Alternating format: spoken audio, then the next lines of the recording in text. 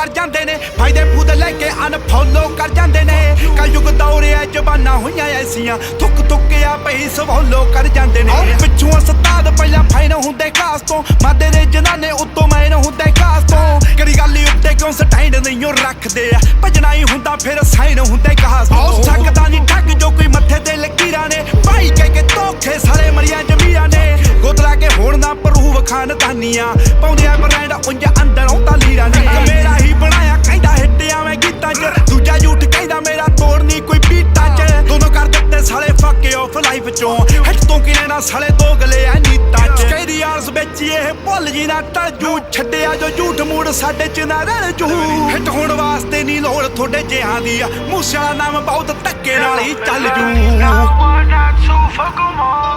Not three, not four, fuck 'em all. Not five, not six, fuck 'em all.